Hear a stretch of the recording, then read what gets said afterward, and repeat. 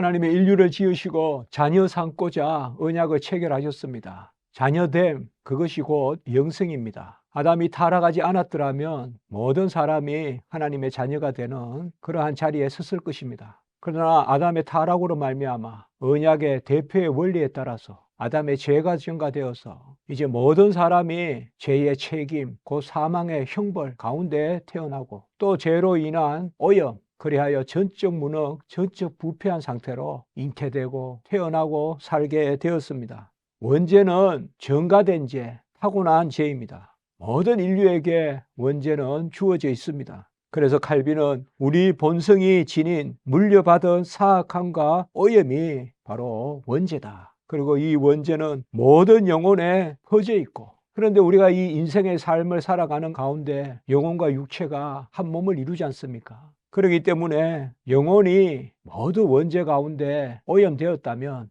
육체 또한 그 원죄로부터 벗어나는 곳이 아무것도 없다. 머리에서 발끝까지 다 오염되었다. 그래서 성경은 자주 타락한 인류의 행위를 육체의 일이다, 갈라디아 5장 19절에 그렇게 말하고 있는 것을 볼 수가 있습니다. 음행하고 우상 숭배하고 도둑질하고 미움과 살인과 술취함, 이런 것을 죄의 열매라고 하는데, 이것은 원죄를 지닌 타락한 인류에게 나타나는 보편적인 현상들이다라고 우리가 볼 수 있는 것입니다. 그러므로 우리는 다음 두 가지를 분명하게 새겨야 됩니다. 우리 본성이 모든 부분이 무능해지고 연약해지고 부패해져서 그 큰 오염 때문에 어떤 행위로도 어떤 모습으로도 하나님 앞에 설 수 없다는 것입니다.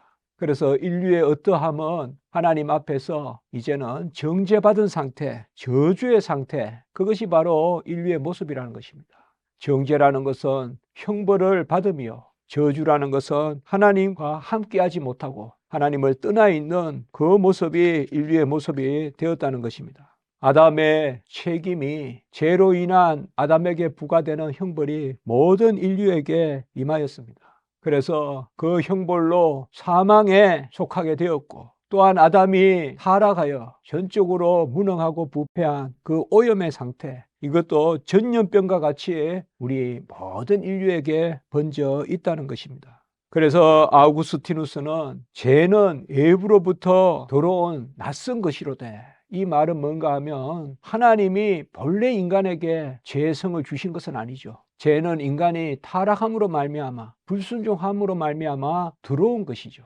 하나님이 죄를 있게 하신 분이 아니라 이 말씀입니다. 그런 의미에서 죄는 본래 하나님의 형상을 한 인간에게 고유한 것이 아닙니다. 본질적인 것이 아닙니다. 낯선 것입니다. 그렇지만 이제 타락한 인류에게는 그 죄가 고유한 것이 되었죠. 누구나 원죄 가운데 태어나기 때문에, 잉태하고 태어나기 때문에, 잉태 때부터 원죄에 속하기 때문에 그 죄가 모든 인류의 죄가 되어버린 것이죠.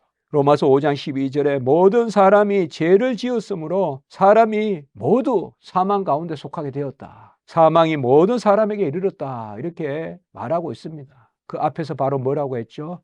한 사람이 죄를 지음으로, 한 사람이 죄를 지음으로 모든 사람이 죄를 지었으므로 사망이 모든 사람에게 이르렀다라고 하는 것입니다. 유아들도 어머니의 모태로부터 저주 상태로 있게 되는 것입니다. 하나님을 가까이 하지 않고, 그러다 보니까 자기 고집, 아집, 자기애, 이런 것들이 유아들에게도 나타납니다. 이러한 것들은 전부 다 원죄, 그리고 원죄에 따른 그 부패와 무능 가운데서 저지러지는 자기의 죄, 이런 죄로 말미암아 모든 사람들이 다 멸망 가운데 있기 때문에 이미 모든 인류는 불법의 씨가 있습니다. 원죄가 그것입니다. 불법의 씨가 모든 사람에게 있기 때문에 모태에서부터 이제 사람의 인생은 그 불법의 씨를 키워서 불법의 열매를 맺는, 육체의 일을 하는, 현저한 범죄를 저지르는 그러한 것이 바로 인류의 모습이라는 것입니다. 죄에 대한 책임, 사망이 모든 사람에게 이르렀고, 우리는 원죄로도 죽고 또 날마다 죄를 짓고 물먹듯이 짓고, 그러한 것들이 우리 인류의 모습이고, 그 죄는 무엇 하나도 형벌을 피할 수 없는 사망에 이르는 죄라는 것을 말하고 있는 것입니다. 이러한 원죄로 말미암아 우리의 죄성 그리고 우리의 비참한 상태, 이것은 단지 그 한 번의 어떤 모습으로 머무는 것이 아니라 끊임없이 용솟음 치듯이, 마치 하루에 불씨가 그 티가 튀듯이 끊임없이 하늘 위에 일듯이 우리 안에서 일어난다는 것입니다. 육체의 일에 속한 것들이 끝없이 산출이 되고 적극적으로 죄를 짓습니다. 알고 짓고 모르고 짓고 하던 죄를 짓습니다. 선이 결핍되어 있어서 선한 것이 나오지 않습니다. 악과 선이 섞여 있어서 균형을 이루고 그런 것이 아닙니다. 악이 지배하고 있기 때문에 선은 모양도 없고, 모양이 있다고 하나 능력은 없고, 오직 죄만이 우리 안에 가득한 것을, 그래서 영혼에서 육체 모든 것이 죄의 욕심으로 가득한, 전부가 죄의 욕심 가운데 있는 그것이 인류의 모습인 것입니다. 아담이 타락으로 하나님이 주신 그러한 하나님의 형상의 고유한 고귀함, 그러한 탁월함, 그러한 순전함을 상실했기 때문에 우리 인간에게는 불경 것만 남았고 저급한 욕구만 남아 있습니다. 로마서 3장은 전체적으로 이러한 원죄에 대해서 우리에게 가르쳐 주고 있습니다. 아무도 이 원죄로부터 이제 벗어날 수 없습니다. 헤엄치면 헤엄칠수록 더 심연에 빠져들고 더 자기 심중의 것을 찾아보고자 하면 더 악취나는 더러운 것밖에 찾을 수 없는 것이 우리 인생입니다. 에베소 4장 23절에 보면 그리하여 심령이 새롭게 되어야 하고, 로마서 12장 2절에 보면 마음을 새롭게 함으로 변화를 받으라. 우리 영혼이 새롭게 되고 죽음으로부터 생명으로 옮기려면, 불의로부터 의로, 사악함으로부터 선함으로 옮기려면 새 본성을 입어야 된다. 우리는 전적으로 타락했기 때문에, 성한 것이 없기 때문에, 새 본성을 입지 않고서야 중심이 썩어 있기 때문에, 중심이 무능하고 중심이 하나님을 떠나 있기 때문에, 곧 영적으로 죽어 있기 때문에 새 본성을 입어야 된다. 칼빈은 이곳에서 전적 타락한 우리 인생의 모습을 다음과 같이 표현하고 있습니다. 사람 전체가 마치 홍수를 만난 듯이 머리로부터 발끝에 이르기까지 압도되어 죄를 면한 부분은 하나도 없으며 사람으로부터 기인하는 것은 모두 죄로 돌려야 한다라고 이렇게 말하고 있습니다. 우리의 파멸은 하나님으로부터 온 것이 아닙니다. 하나님은 우리를 순전하게 지었습니다. 아름답게 지었습니다. 의롭고 선하게 거룩하게 지으셨습니다. 그런데 우리 인생이 꾀를 낸 것입니다. 우리 인생이 자고하고 불충하고 배은망덕하고, 그리하여 우리 인생으로부터 죄가 나온 것입니다. 그러므로 멸망은 하나님이 지은 본성으로부터 나온 것이 아니라 본성의 타락으로부터 나왔다는 것입니다. 본성에는 어떤 부정적인 것도 없습니다. 순전하게 지으셨습니다. 그런데 우리가 그 타락을 자초했다는 것입니다. 전도서 7장 29절에 내가 깨달은 것은 오직 이것이라. 곧 하나님은 사람을 정직하게 지으셨으나 사람이 많은 깨들을 낸 것이다 라고 전하는 것입니다.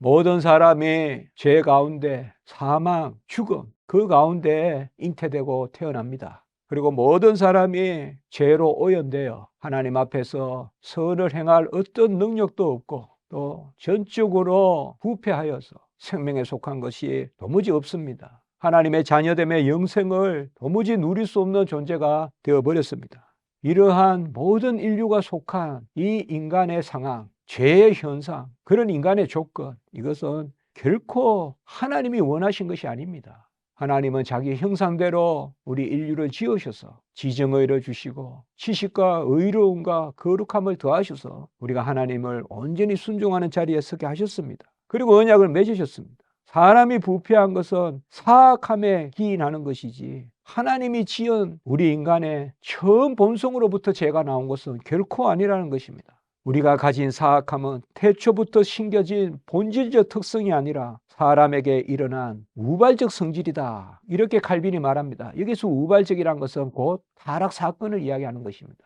우리 인간이 하나님이 지은 본성으로부터 타락에 이르게 된 것이 아니라 우리 인간이 꾀를 내고 우리 인간이 교만하고 우리 인간이 불충해서 우리 인간이 타락의 사건을 일으킨, 이걸 우발적이다라고 하는 것입니다. 영어로 말하면 accidentally, 라틴어로 말하면 accidentalitero, 사건에 따라서, 곧 타락 사건에 따라서 죄가 돌았다, 그것입니다. 곧 죄의 본질은 불순종이라는 것입니다.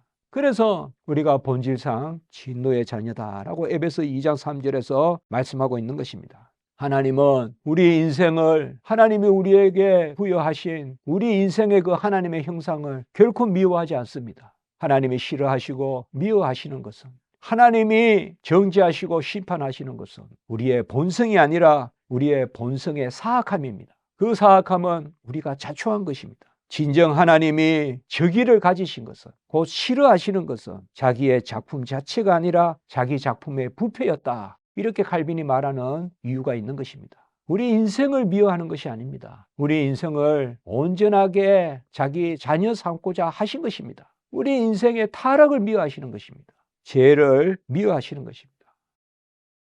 이제 이 부분을 정리해 보겠습니다. 첫째, 원죄로 모든 사람은 자기 죄를 지어 사망에 속하고 타락한 본성의 사악함과 오염으로 인해 저주와 정죄를 받는 진노의 자리에 서 있게 되었습니다. 원죄로 말미암아 죄의 책임인 사망의 형벌과 오염의 상태, 전적 무능, 전적 부패한 상태가 되었다는 것이죠. 두 번째, 모든 인류는 불법의 씨를 가지고 태어나며 그것이 끊임없이 새로운 악한 열매를 맺습니다. 모든 인류는 불법의 씨가 있다. 그 씨가 발아하고 그 씨가 무성한 열매를 맺습니다. 그건 다 죄의 열매요. 성경에서 말하는 육체의 일은 현저하니 음행과 방탕과 쭉 시기와 미움과 쭉 있지 않습니까? 이제 모든 인류에게 그러한 불법의 씨로부터 나온 불법의 열매들이 무성하게 되었다는 것입니다.